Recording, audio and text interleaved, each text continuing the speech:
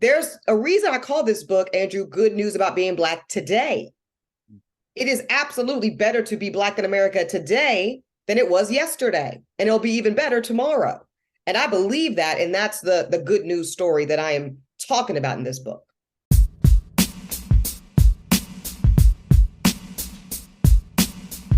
Hi, everyone. Welcome back to the Ivory Tower Boiler Room. I feel like I've known this presence, this empowering force who I'm with right now, but I want to introduce you all to Miss Eboni K. Williams. And I always like the Miss. I don't know why. I was also going to say Eboni K. Williams Esquire, but uh, I'll take that too, Andrew. okay. She is the host and executive producer of the Warner Music Group podcast Holding Court, which I absolutely love. I'm a dedicated listener.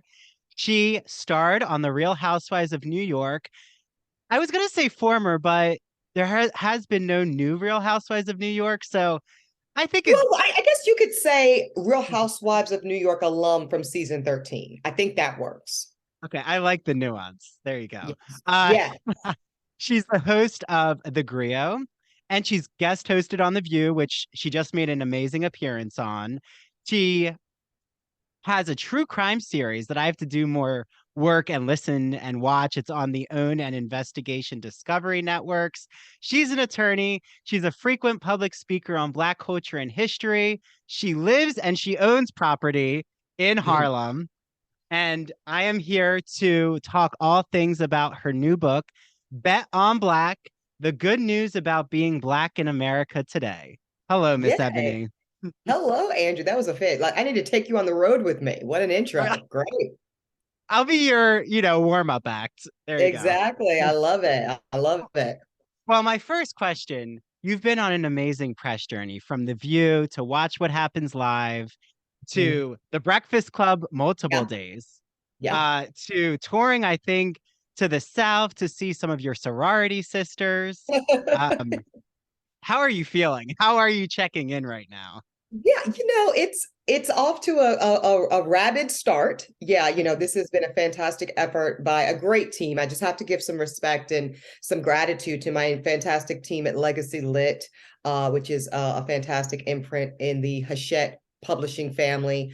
My publisher, Krishan Trotman, Tara Kennedy, he's running PR on this thing. They've been outstanding. And what was important to me, Andrew, around the press for this particular book, especially as we launch in Black History Month, was to give us just as much variety as possible. So that's why you see in the very same day, 3 hours with Charlemagne and Envy on The Breakfast Club, get in a car and chatting it up with Whoopi and Joy at the table at The View. So I really wanted that range. I really wanted the variety of opportunities to talk about this book.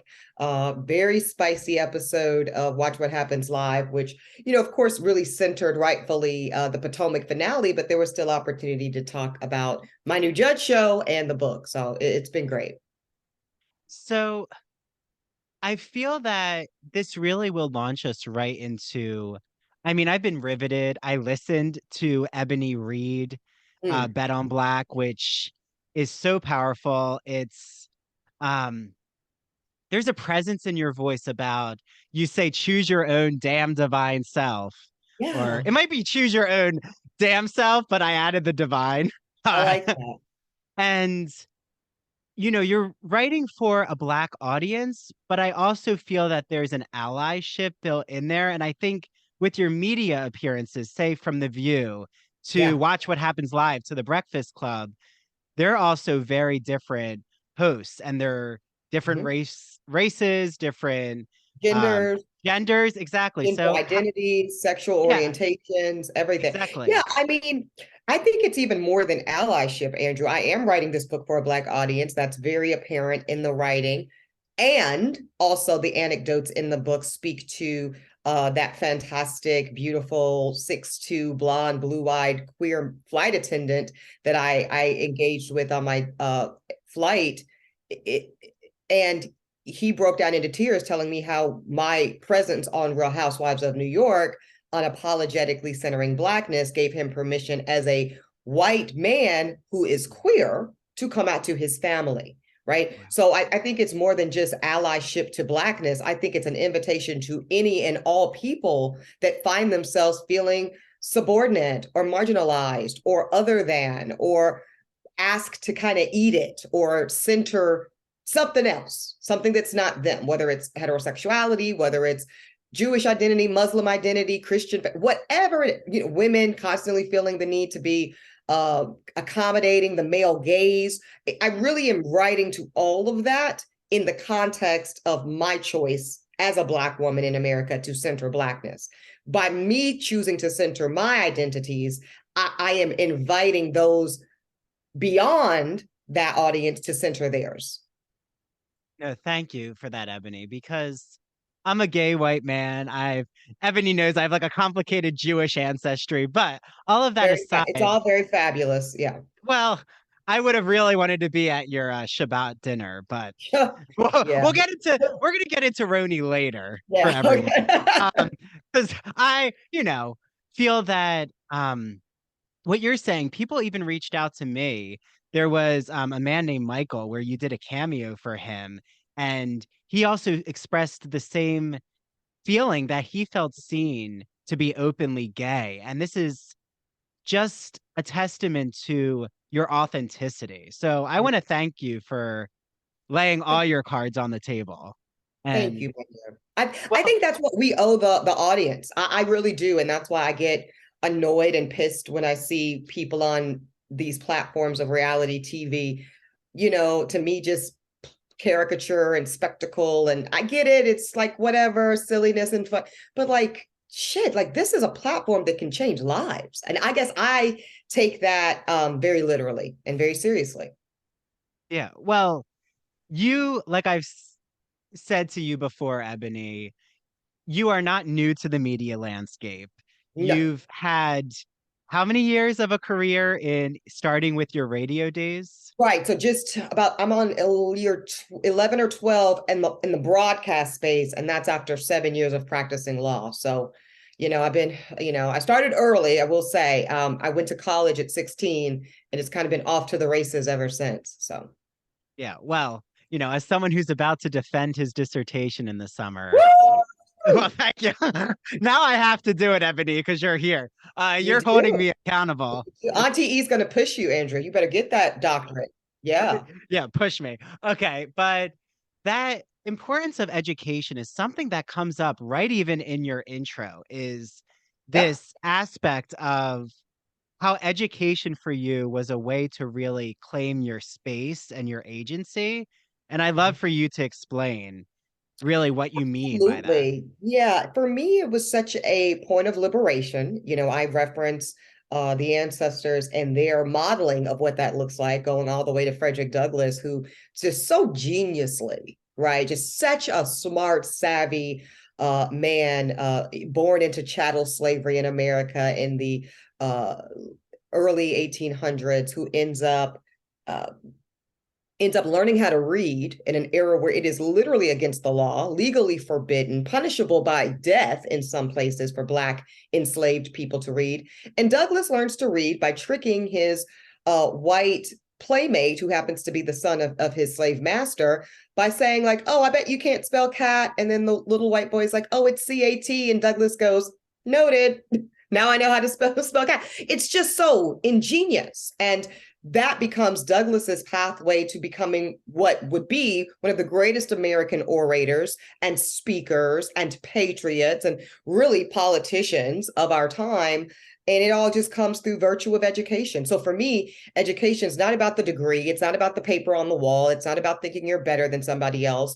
It's about tethering it to my freedom, Andrew, is tethered to my education. You can't gaslight me about being Black. You can't gaslight me about being a woman. You can't confuse me around my individual innate value as to who I am in this world, because I'm informed both academically and through lived experience. So I know who I am. When I say I know who I am, baby, I know who I am.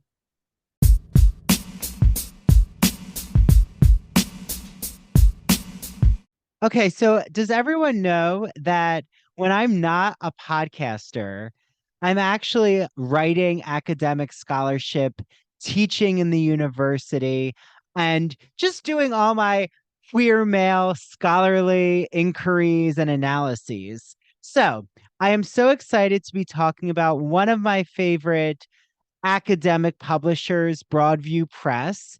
They are an independent academic publisher. They publish in the humanities. They produce high quality, pedagogically useful books for university and college classrooms. But as you'll soon learn, they also publish for literary enthusiasts and literature lovers. So they're always publishing with an eye towards diversity. There's so many titles from female authors, from writers of color.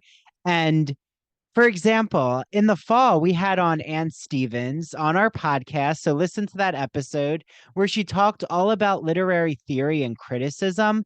And as you'll hear, she explains why literary theory is not important only to university scholars and to students of literature, but also to those arts and culture lovers out there, which all of you are a part of that community. So she discusses why watching Bridgerton actually requires a certain literary theory. And then we play a Wizard of Oz game where she analyzes the Wizard of Oz from all of these different schools of thought, including psychoanalysis, Marxism, feminist theory, queer theory. So what I love is that Broadview is offering 20% off with the code Ivory Tower.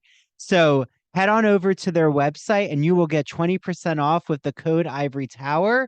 And if you haven't listened to our most recent episode with Jeffrey Weinstock, who wrote Pop Culture for Beginners, yes, the first ever university analysis of pop culture, which is really resonating with me since you all know I'm a huge Real Housewives fan. But also, he wrote the Mad Scientist Guide to Composition. So I know so many of you out there teach composition or need more writing tips. Jeffrey Weinstock just came on the podcast. Listen to our interview with him. And again, 20% off all Broadview Press texts.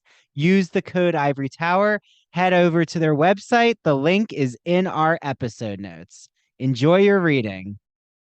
Your brain needs support, and new Ollie Brainy Chews are a delightful way to take care of your cognitive health. Made with scientifically backed ingredients like Thai ginger, L-theanine, and caffeine, Brainy Chews support healthy brain function and help you find your focus, stay chill, or get energized. Be kind to your mind and get these nootropic chews at ollie.com. That's OLLY.com. These statements have not been evaluated by the Food and Drug Administration. This product is not intended to diagnose, treat, cure, or prevent any disease.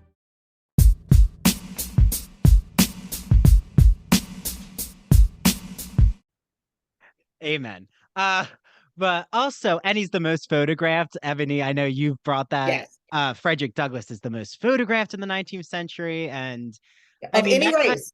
Of any race. And that's so, people want to know why RHONY, right? Or why reality TV. It's the power of optics. There's only so many people you can reach staying in a news space or staying in a talk radio space or staying in all the places that people want to limit my visibility and my presence. But Douglass, as I refer to him, he's my greatest and first teacher of the power of optics. There's a reason Douglass made sure that he was photographed more even than Abe Lincoln. Okay, because he wanted his nation, his fellow countrymen, to see this beautiful, distinguished. He never smiled because it wasn't shit funny at that time for him. This beautiful human being that his nation had the audacity to enslave. And it was so powerful. Yeah. Well, I publish in 19th century literature. So, amazing. I'm a Harriet Jacobs. Her narrative is fascinating. Come on now. Yes. I work a lot on queering Whitman and Oscar Wilde. So, this is speaking to, I'm familiar in this territory. But something that comes through is you have such an interdisciplinary is our buzzword, but way with your education where I find it fascinating that you went into Black studies, which itself, right? You're learning history, culture, literature. Sure. So it's all different departments of study. but then you go into law school, and I'm wondering, how did that transition happen in your mind? So I knew going into my undergraduate studies, Andrew, at Chapel Hill at the tender age of 16, I always knew I wanted to be a lawyer. I speak about it in the book, Bet on Black, how for me being a lawyer was, yes, voice for the voiceless, advocating, all those good kind of, heartfelt reasons that you'd want to be a lawyer. But it was also always pragmatic for me. It was always knowing that as a little Black girl born to a single mother with no formal education of her own in the deep American South, remember, I might have grown up in North Carolina. I was born in Louisiana. Okay. I was born to a mother who is only 62 now and went to segregated schools until she was in high school. So, just understand. And my name is Eboni Kiana Williams. Like, that is a Black ass name. Okay. So knowing the kind of projections that my nation would have for me and the expectations of mediocrity and even subordination that I was introduced to this world in, I knew I had to be very particular with the route of education and really professional pursuit I would travel into. So it was, for me, it was being a lawyer. That's one of those things, to this day, you can't take away my law degree. You can't take away my license to practice law, although there was that page 6, attempt, which we'll get to try to discredit me. Honey, you can never discredit a credible woman. And that's what I am. And so that's really what the law pursuit was about for me too. It was saying, before I opened my mouth, I am Eboni K. Williams, Esquire, credentialed. The state of North Carolina says as much. And now what else is going on, as Cynthia Bailey would say. I love it.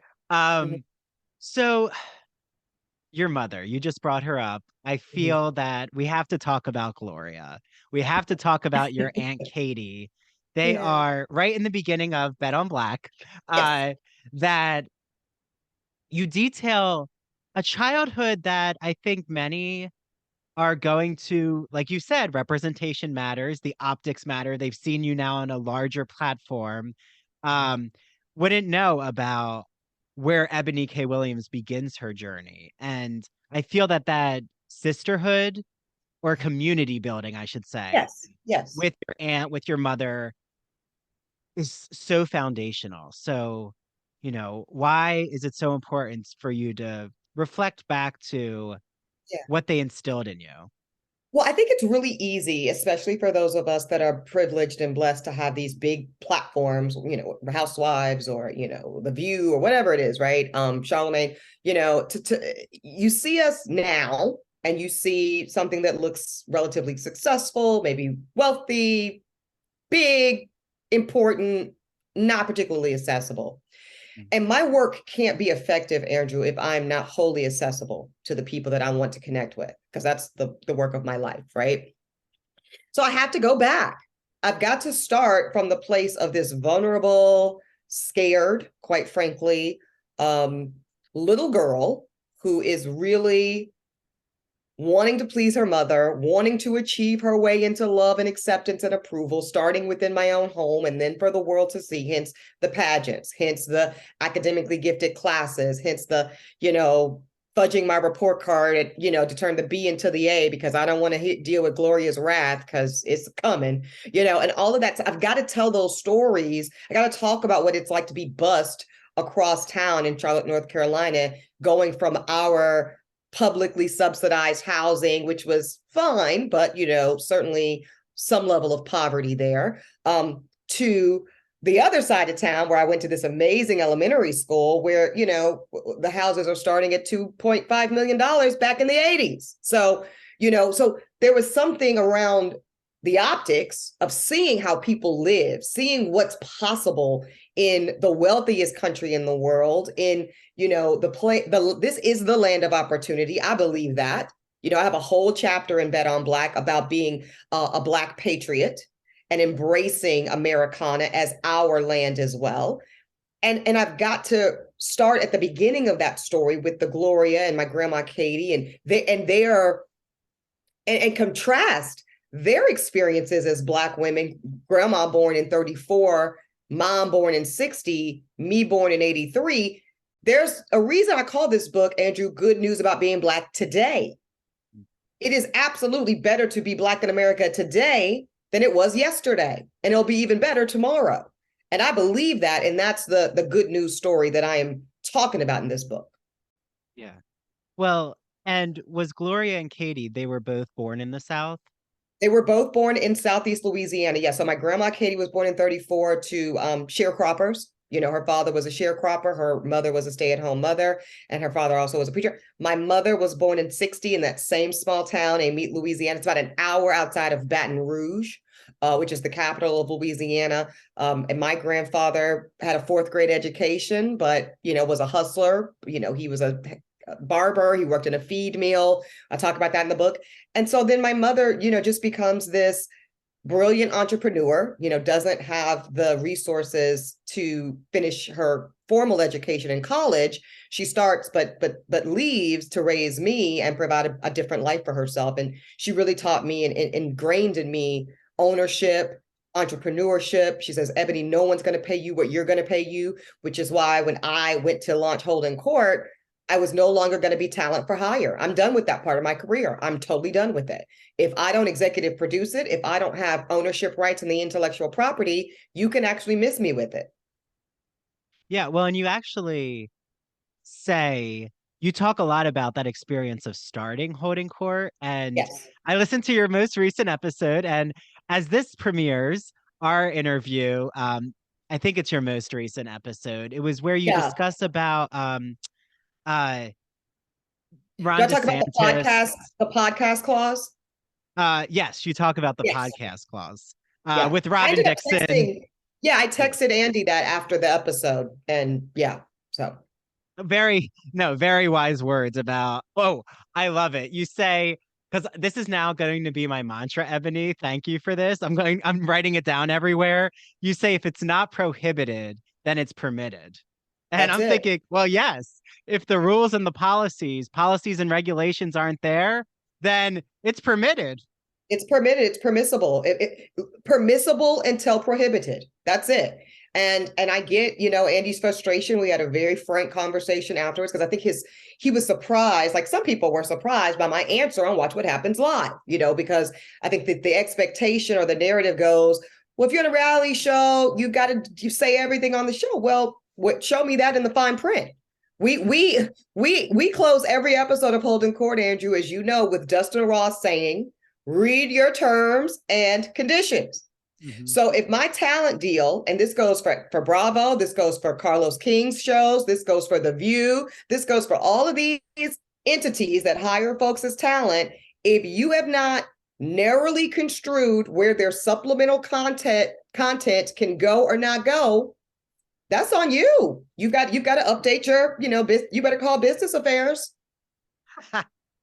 Well, and this entrepreneurial spirit that your family has, they taught you, you saw, you know, the barbershop business happening with your family, that your podcast was so liberatory, really resonates with me, because that's how, even though I'm in a university, I really didn't feel seen with my openly gay work and taking certain chances, where now I get to talk to, you know, guests like you, Eboni, and really bring that scholarly analysis to different arenas. But again, I got nervous. I think it's an instinctual feeling of, oh, I'm so out there now. I'm doing something against the grain. How am I going to be perceived? Is there going to be backlash? Is someone going to try to stop me? Like, how do you combat that energy, or listen to that voice but then proceed on?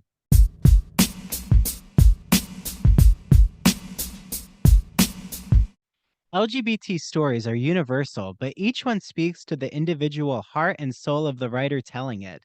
Do you have a story to tell?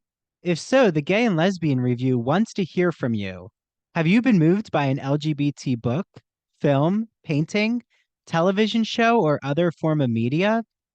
The GNLR believes in bringing awareness to queer art and artists through reviews, commentary, and thought pieces, in which the author relates their personal lives to a particular piece of art, a novel, a movie, or what have you.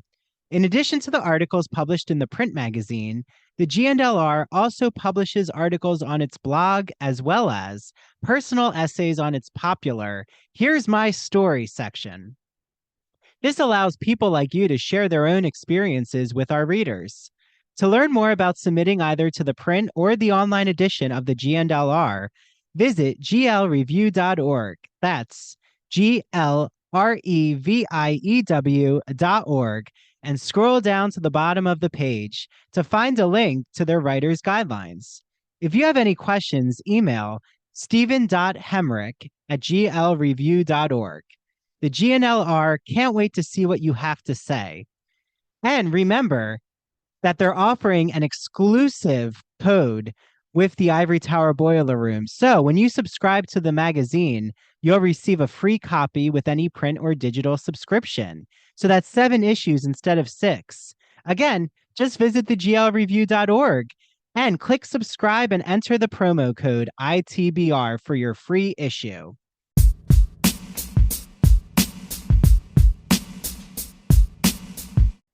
The answer to everything you just asked is yes. Yes, people are going to try to stop you. Yes, people are going to critique it.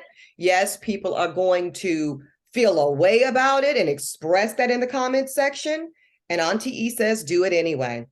Do it anyway. I'll tell you this. This is an exclusive. It's not in the book. But I think it's, again, so important to be really transparent. Today, Holding Court is an NAACP Image Award nominated show for Best News and Information Podcast. I'm nominated alongside Trevor Noah. Dustin and I are flying out to LA. We're going to kill that red carpet like we always do. This is all great. The show, Warner Music acquired the distribution rights. I retain the ownership rights of the property, but they are now my distributing partner. This is coming off of a successful first year run with iHeart and Charlotte. The point is, the podcast is a bona fide hit. Well, you know what? When I wanted to first incubate Holding Court, Andrew, and you should know this, especially because of what you do. It started with a one sheet, like all good ideas, and I shopped it, and Spotify had some interest. We piloted the show, and ultimately Spotify passed on Holding Court. And I was told that nobody, especially not a Black audience, would ever listen to a legal podcast. Oh, yeah. I was told I was great. I was told I was talented for sure. I was even told that the episodes we presented to Spotify were great content. And yet there was no belief. There was no willing to bet on Black. Mm-hmm. There was no willingness to even see what that kind of show could do in the landscape. And I had a choice, right? So Spotify, which is like the big poobah, especially at that time. You have to remember, this was like when they had acquired the Obama podcast. They had acquired Meghan Markle and Harry. Like, there was nothing bigger in podcasting at that time than Spotify exclusives, right? Yeah. And so when Spotify basically says, thanks, but no thanks, I could have packed up my belongings and went home and said, well, they say it's not a show, so nah. I said, can you curse on this show? Oh, yeah, you can curse. Yeah. Oh, I said, fuck them. Fuck them. Fuck the Spotify no. You know, respectfully, they distribute the show now. Thanks, Spotify. But, you know, they were not going to in any way undermine what I knew in my spirit, Andrew, was not only a good show, but a show that my people and the people need. You know, of all the things I've done, Housewives, the news, The View, I love it all, like true crime, nothing gives me more joy than to talk to people like you that on a weekly basis get laughs, get info, and get seen and felt and heard through the work that we do, Dustin Ross and myself do on Holding Court every week. It is the crown jewel of my media empire. And now it shares space with this book, Bet on Black, because those are the two things I am most proud to have contributed to this world. Yeah. Well, I'm so thankful that you told Spotify, fuck it, I'm going to continue and I'm going to find my path, because it's a creative intuition, right? It's a gut feeling. And like, I've started listening more to that voice within me of, oh, okay, it's not happening right now, but keep listening to that passion, but it's tough when the doors are It's tough. closing. It's tough, especially when, the higher you ascend, the louder the no is, right? So I wrote about this in my first book, Pretty Powerful: Appearance, Substance, and Success. I say, I don't care about a million no's. I only need one yes. And that's true of anything. I had a girlfriend who was, laid off in the Facebook meta slaughter recently, which so many, let go 11,000 people. TikTok's doing the same. All these, people are laid. Amazon, everybody's getting laid off and fired left and right. It's horrible. Keep your head up, hang around the hoop. Who gives a shit about them saying no? And who cares about the 30 other interviews you're going to go on this month that say no? You need one yes. One yes can change your life. I have seen it. Yep.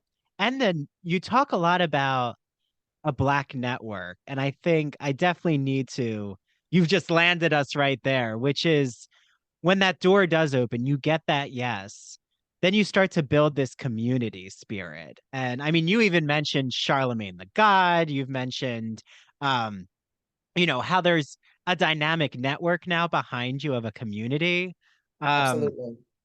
Right. So is that, I'm sure you look and you reflect on, wow, that you're also doing that for others. Like you're offering advice and you have mentees that you're now training. Absolutely have to, because none of us, and this is universal, none of us get to where we are in isolation. That's just a myth. That's a lie. And for those that try to go it alone, there's an African proverb that says, if you want to go fast, go by yourself. If you want to go far, go together. My mother gets so frustrated with me. I'm going to tell you, Miss Gloria is so pissed that I am not already at the Oprah level of billionaire status and world dominance, because her baby's so smart and her baby's so pretty. Her baby works so hard. Mother, I'm not trying to go fast. I'm trying to go far. And it's okay. A lot of people, every time they see me on The View, it's like, oh my God, you killed it. Like, how are you not there? Baby, in its time. Everything in its time. I don't want to rush shit. Housewives, God, I love the Housewives audience, and even those that don't love me back, that's cool too. But lots of people, especially coming off the heels of this Watch What Happens Live, are like, oh my God, like I wish we had seen more of you. You're actually amazing energy, and anybody that can throw shade at Nene Leakes and Ron DeSantis in the same day needs to be a housewife, right? And I love that, and I receive that humbly. So then the attitude is like, well, why? We want you on the reboot. We want you on the reboot. In its time. Mm-hmm. Promise you, Auntie E is never not working. I am always building content, creating spaces to represent what I represent in this world. And that is not going to stop just because RHONY OG went away, or RHONY Legacy may or may not come back, or I may or may not be on this first season of the reboot. Baby, it's all coming in its time. Yeah. Well, and even talking with you right now, I feel it happened when it had to happen, with Bet on Black, with your experiences, with my experiences, that, you need that perspective. And like the questions I'm asking you now wouldn't have been the questions if you had said, oh yeah, let me talk about what just happened after RHONY collapsed in some kind of purgatory. Well, remember, we've been communicating, and I kept saying there's going to be a time where we're going to talk and it's going to mean something. And that's why we're talking now, and not, like you said, not in the space of tabloid fodder. Like, child, anybody got time for that? That, again, I'm not even making money off that. I want to put some money in your pocket. You've, in 30 minutes of this interview, you've learned things about the Spotify pass. You've, things that people don't even know. And that's going to give this conversation in this moment everlasting currency. Now it has a different value. Yep. Well, and this is what is coming through with everyone listening or watching. Our members get to watch the video. Plug there. But you always break the fourth wall is such a media term in, I mean, usually fictional, but reality TV now has it. But I think it's our everyday lives. Not everyone always breaks away from this perfection model or how they're communicating, but you are always game and always ready to, whether it's even about, the Black community intersection with other marginalized groups, that you go there. Like, because I just listened to Hoden Court. I loved what you said about, well, what's happening with the college, what is the Black history? Ron DeSantis, the AP classes of Black AP Studies. classes of Black Studies, and that Racing them. Yeah. you even got some pushback about just trying to maybe target, oh, it's because of queer theory. And I mean, I study queer theory, and it's like, in a way, not the same as critical race theory. I would never say that. Kimberly Crenshaw, intersectionality, she also it's its own discipline. We got has it. its own discipline from law school, I think from Harvard. But in a way, queer theory, I would say, operates in the same, where it is so nuanced. There's so much tentacles to it, that how people even think of queer.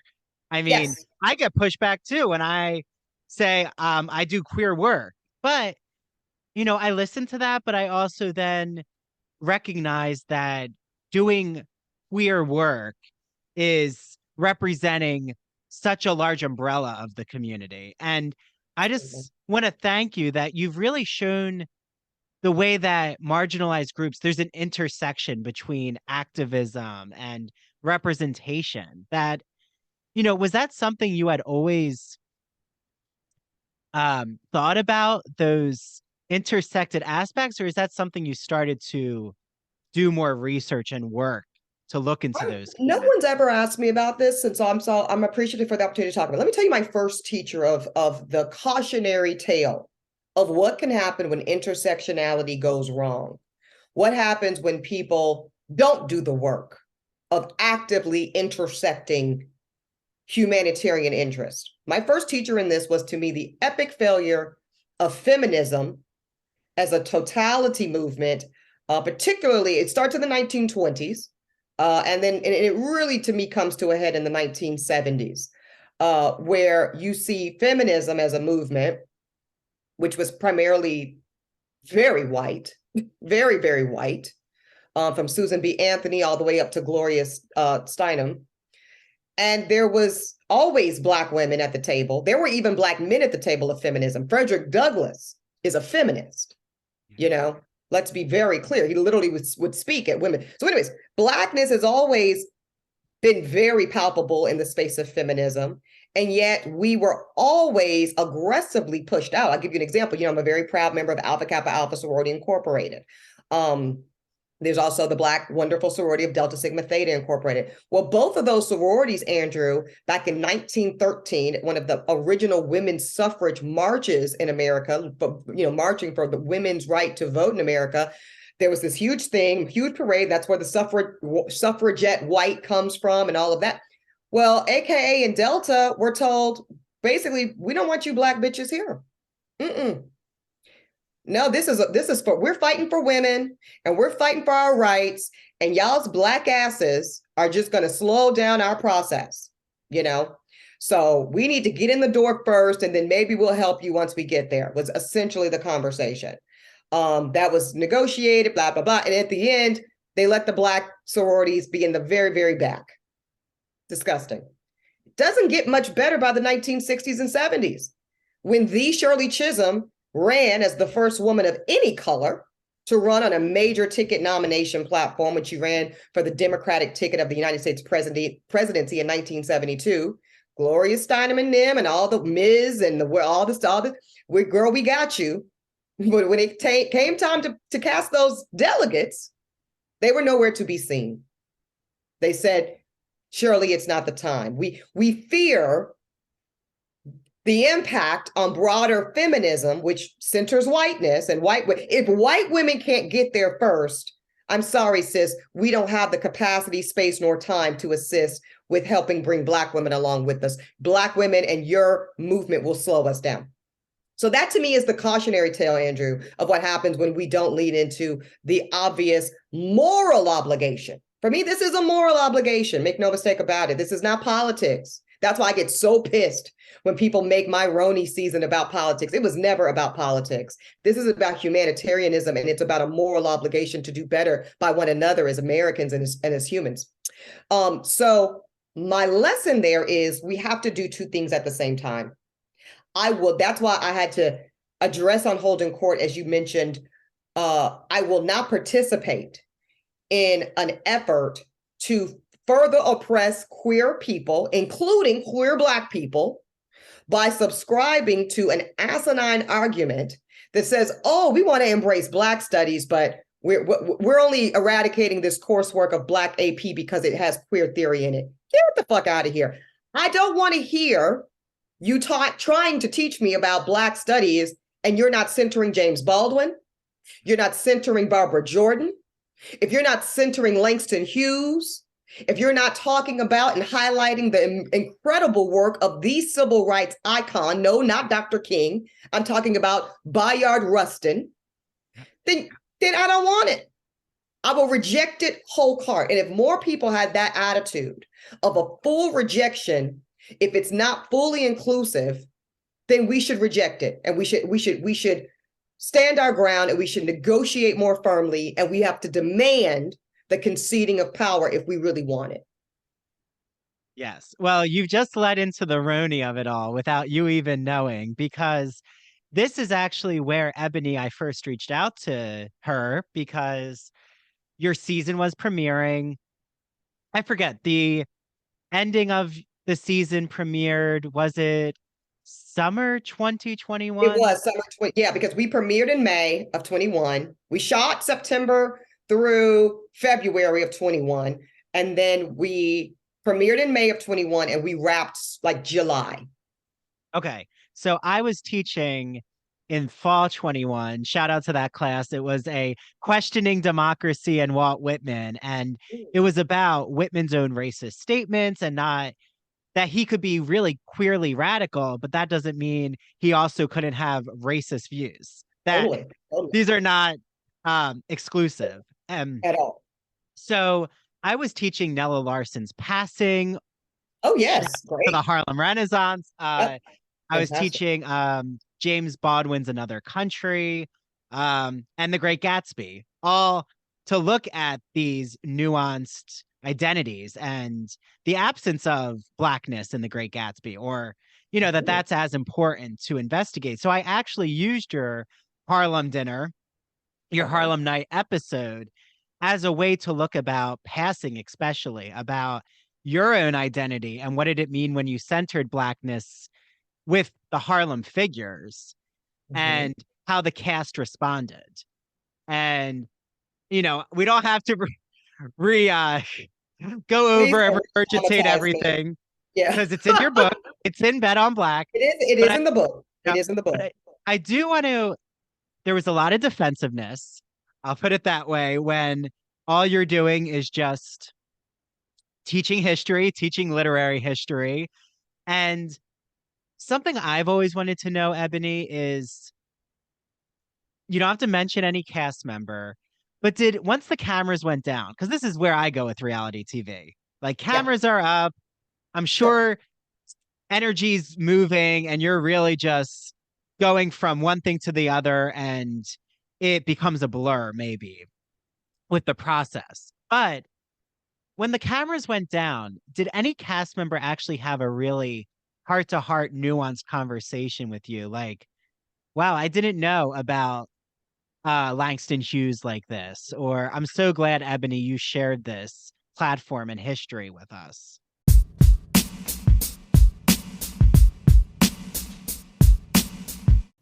Hey, Ivory Tower Boiler Room listeners and true crime friends. You've heard me gush over this incredible woman and her beautiful products. I'm talking about Mandy Made It. Mandy makes customized and original crochet and pre-cut goods. They are the perfect, unique, one-of-a-kind gift for literally anyone in your life. And she makes incredible home decor. I still have my pumpkins that I put out every fall. I just love them.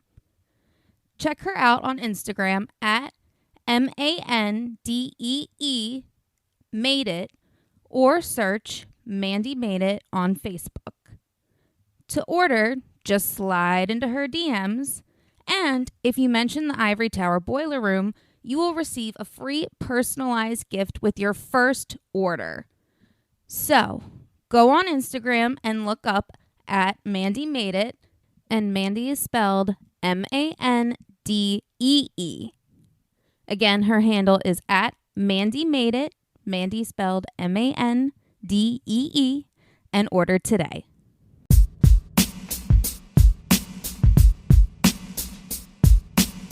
So what's interesting about that is after cameras went down, I got text messages that same night from Ramona, although she left early, or maybe Ramona texted me the next morning, but just saying that she had a lovely time. And she really appreciated, she actually said, I specifically appreciated being gifted. I think she got the Duke Ellington candle as the tastemaker of the group, because I intentionally assigned each cast member a specific figure based off of what I had seen of their personalities at that point. All that effort it was not to lecture, it actually wasn't to preach, and it wasn't even to indict or condemn these women for what they did not know. And trust me, they didn't know. That night was an invitation. That night was a benevolent invitation to see yourself within my community, for us to connect deeper as new friends, and I was really excited to share something that I get very proud and excited about, which is the amazingness and the celebration of Blackness in America, specifically in New York City. And that night, they might have said what they said. I was actually kind of surprised when the episodes aired and I saw, all of this angst and anxiety the next day and stuff.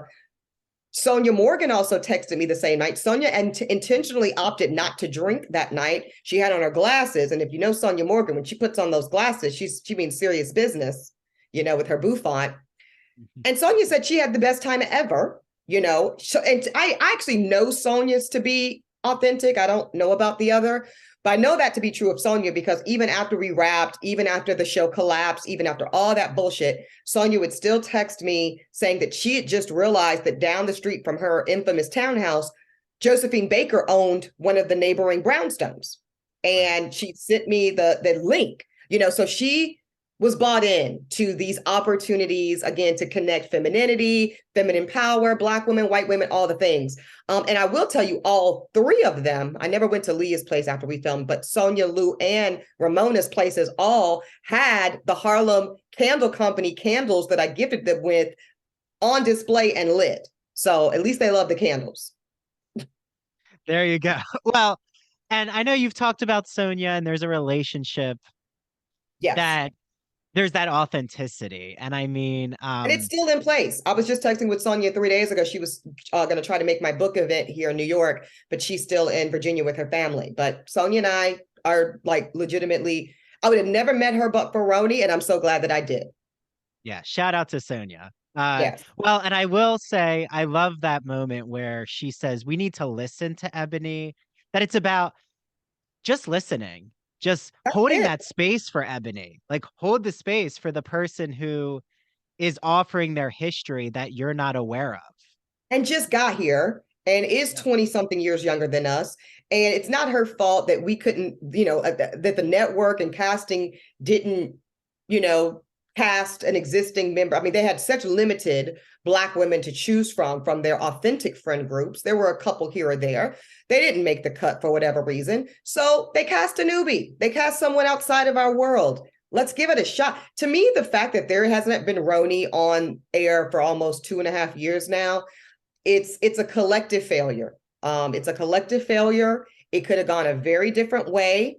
I think that that playing hardball shit, that, we won't film with her, or, it's her. I think that bullshit never works when you're dealing with an entity as big as NBC Universal. I don't care who it was. It could have been me. It could have been, Boo Boo the Fool. They're just not going to respond to that.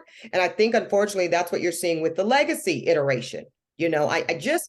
I almost wish that these ladies would have just given an opportunity to really get to know.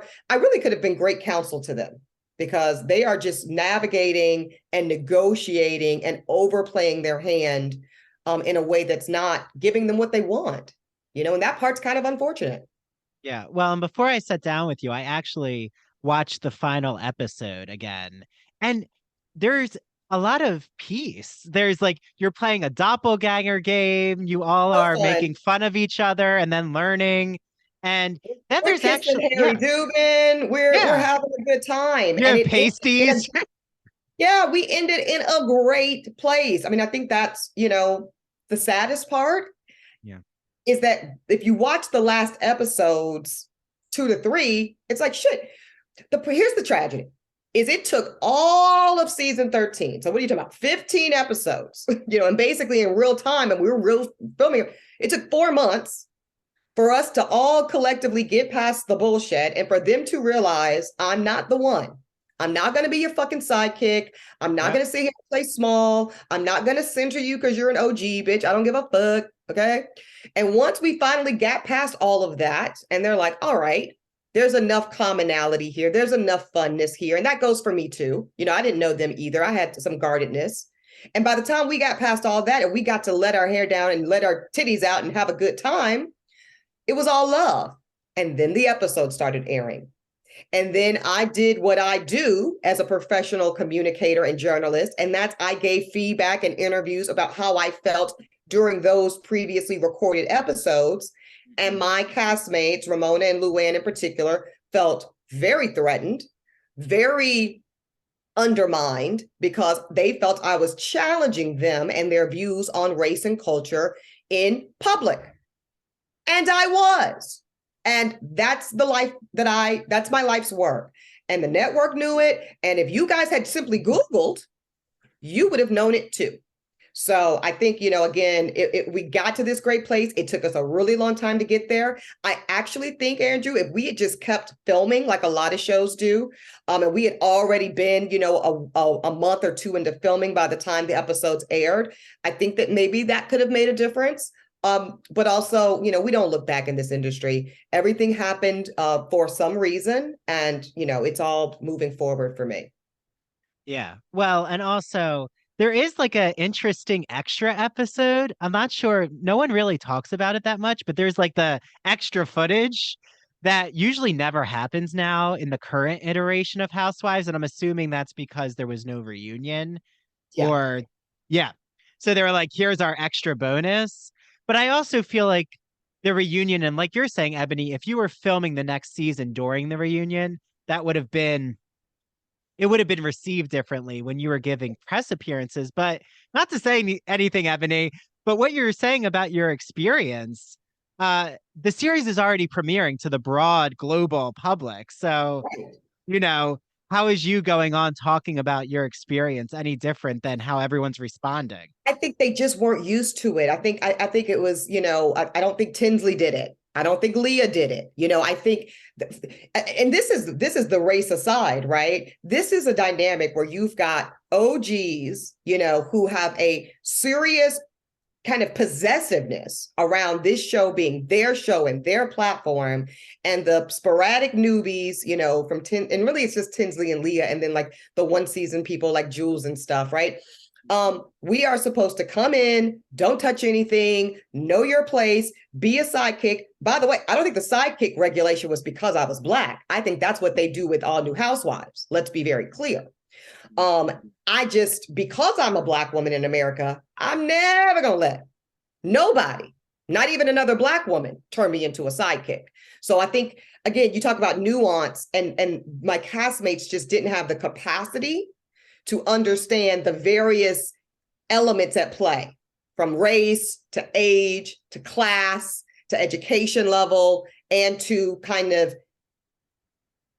what's the word? I want to say almost kind of pedigree in television. So I might be new to reality TV. And so thus you think that you can haze me or regulate me to this subsidiary sidekick role.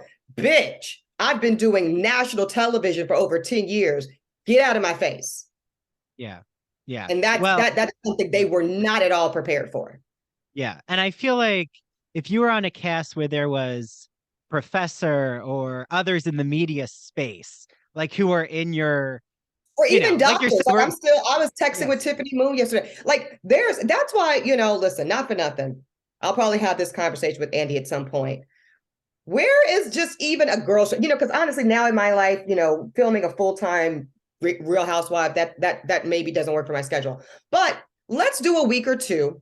Myself, Tiff Moon, Crystal Kong Minkoff, Claudia Jordan, get some OG energies from back in the day, and let's just go have some fucking fun and look pretty and get wasted and break the fourth wall and talk about all the ridiculousness from our various seasons and episodes.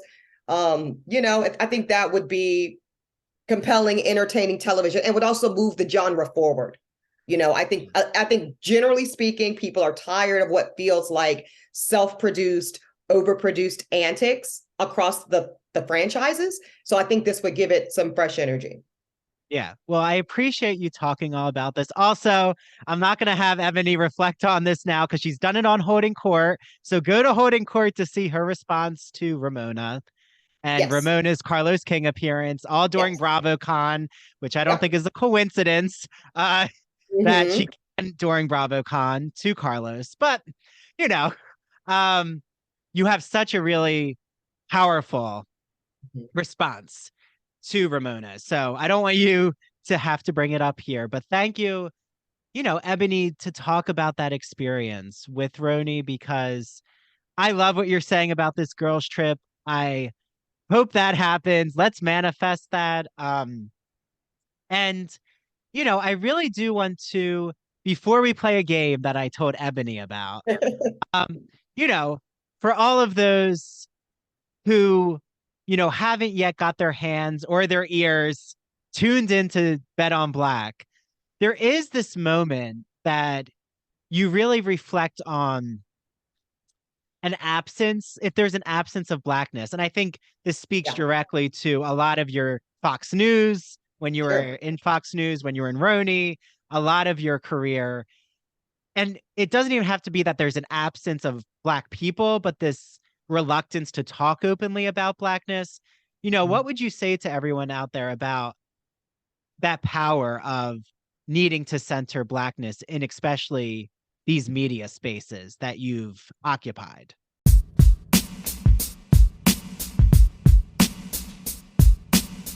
As a Long Islander, I was so excited when I finally found a med spa that totally matched everything I wanted. I was looking for a good facial place, a good place that had skin products. And guess what? In my hometown now of Port Jeff Village, there is Skin Med Spa. And I'm here with the owner, Lauren, who's going to explain to you all what kinds of services are offered, products that are offered, and why you should come to Skin Med Spa if you're in the Long Island or New York City area. Well, we wanted to open up a place that was offering all holistic, natural treatments that were really providing results driven, where someone could come in maybe struggling with acne and has tried so many different products and they couldn't find what's right for them. So we customize all treatments to really help you dive into your skincare goals, whether it's anti-aging, rejuvenation, like I said, acne, just to help with cellular turnover, focus on building healthy skin. We have 2 locations. We have Skin Med Spa and Body right here in Port Jeff Village. And again, we focus on all natural plant-based skincare. We'll help you design a good custom skincare line for you, and we'll help you find the right treatments, whatever your skin needs. Yeah. So Lauren and Sarah, they know that I get butt cupping here. I get hydrofacials with Rosie. I get jet peel facials with Lauren. Everything here is so wonderfully curated, like Lauren said. And there's just any kind of product. Oh, I know. There's now laser hair removal. I mean, there's always a new product being offered. So everyone out there who's listening, if they want to come to Skin Med Spa in Port Jeff Village, how can they find you and get in touch? We're really active on social media. So at Skin Med Spa PJ on Instagram, that's the best way you could probably find us, because we really try to post daily updates of our clients and who's coming in and the treatments that we're doing. And of course, on our website, there's always links on how to book an appointment. But everything we do, when you call us, that's always the best way. We answer the phone and we'll talk forever and help you find whatever is perfect for you. Okay, well, hopefully Lauren gets to meet you all. Say that you heard Skin Med Spa's ad on the Ivory Tower Boiler Room, and maybe I'll see you all here Okay. Good. Bye. Thank you.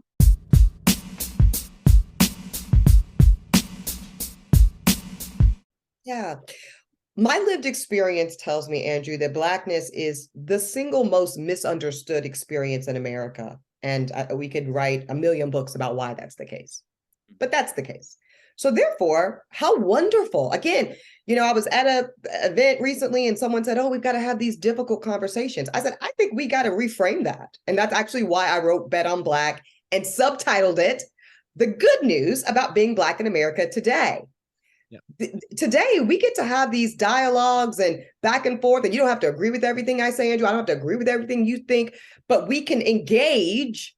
We can engage in a way that is an enormous, wonderful, blessed opportunity. Not a woe is me, drag us to the table to have this god-awful conversation about queerness, this awful conversation about anti-Semitism. That was the whole point of Black Shabbat, is to not carry the sad heaviness of the isms, but flip the paradigm on its head. Let's reframe it. And let's say, how wonderful is it that we can say, that's what me and my Jewish girlfriends do all the time, and it's not, the group chat was lit when You People came out, Trust and Believe, and we go back and forth and we challenge each other and well, what about this line? And what about that? And then we say at the end, my God, how lucky are we? How blessed are we that we at right here in our own proximity, we get to break bread, have a glass of wine, share some laughs, maybe some tears, maybe some contentious moments sometime where I don't know if you're seeing what I'm seeing or you're holding enough space, but I trust your intention for me and my people. And that's the beauty of this America today. Yes, yes. And then you've taught me and anyone who gets Bet on Black this power of openness. And that's what it was for me, is to be open to uncomfortability, but to listen. And that's what Black Shabbat was, the lesson that you were teaching. Also, I have to know, how is she doing, your friend from Black Shabbat?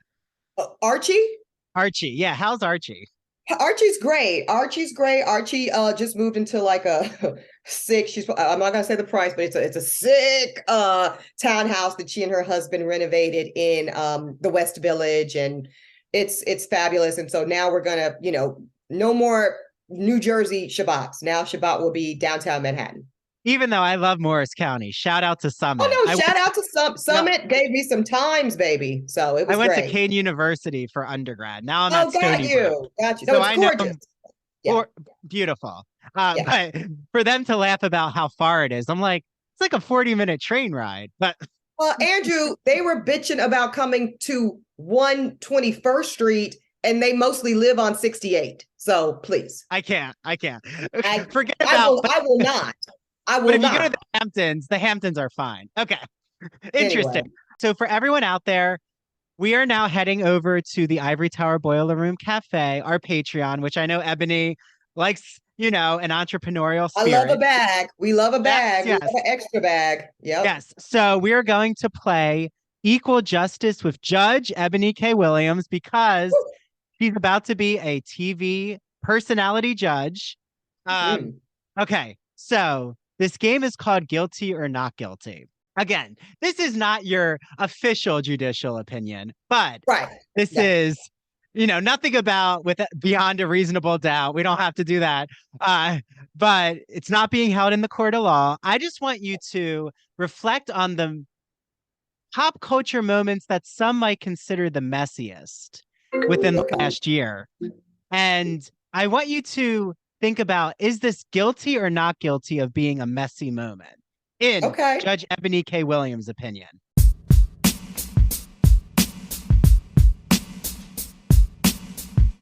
Thank you so much for listening to the Ivory Tower Boiler Room.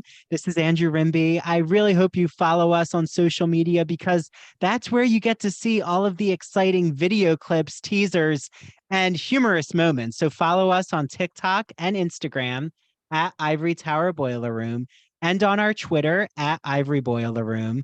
I hope you all are following the Ivory Tower Boiler Room Cafe and become a member for only $5. You get all of our interviews and episodes ad-free.